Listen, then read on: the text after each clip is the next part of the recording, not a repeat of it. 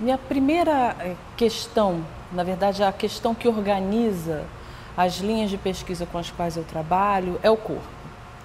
Como o corpo pode ser percebido em movimento, como o corpo pode ser percebido como construtor de imagem e, por outro lado, qual a imagem produzida sobre esse corpo, né? Entendendo o movimento de uma maneira bem ampla, um movimento tradicional de um corpo que dança junto com uma música ou não, enfim, e também uma ideia de paragem. Eu entendo a paragem como um movimento e não como o não movimento.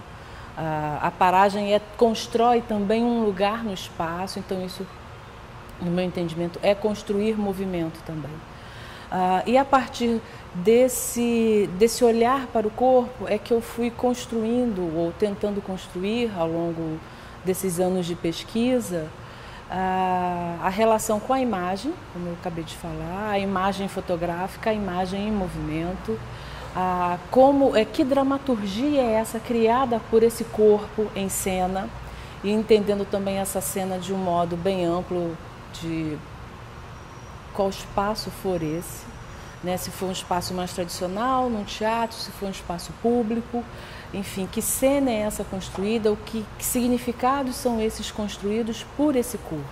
Significados que não são pré-determinados, pelo contrário, são construídos no momento em que esse corpo se dispõe a realizar alguma ação.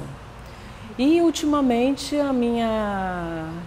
que eu venho trabalhando, né, com uma outra linha de pesquisa, é a questão da autoria na dança, que se linka, que se organiza, né, que se conecta com a discussão sobre propriedade, que é feita por esse grupo de pesquisadores, de professores da Rede Proprietas, que é um projeto financiado pela FAPERJ, e onde nós estudamos desde historiadores, economistas, enfim, advogados e pessoas da área da cultura, das artes, trabalhando essa questão, o que é autoria, o que é propriedade, como isso pode se articular de um modo mais democrático com a ideia de bem comum.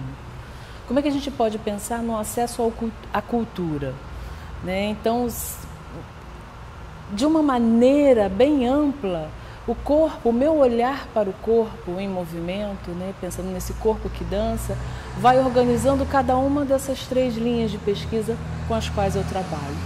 Parece muita coisa e é muita coisa, mas que de uma maneira ou de outra eles se articulam, como eu falei, eles se complementam em determinados momentos, né, criam possibilidades para minha aproximação com a dança. Isso para mim é fundamental. É como eu construo sentido, como eu produzo sentido no mundo por meio, né, dessa minha aproximação com a arte, com a dança e com o corpo.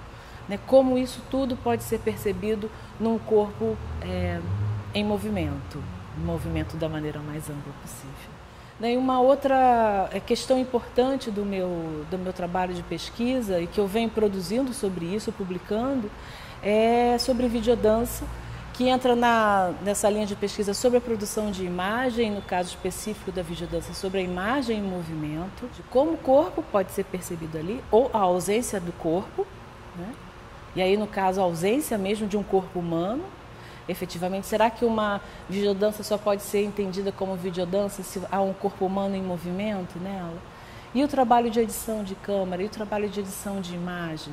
Será que isso não é um coreografar também? Será que a dança tem que se parecer, a videodança tem que se parecer sempre com a dança para ser chamada de videodança? Eu acho que não. Já que a gente não está falando simplesmente de uma adição, né, de campos artísticos diferentes, mas sim do diálogo e da construção de um outro lugar de saber. Aí a relação com a imagem do corpo e com a autoria. Então, isso tudo aparece também nessa minha pesquisa sobre videodança.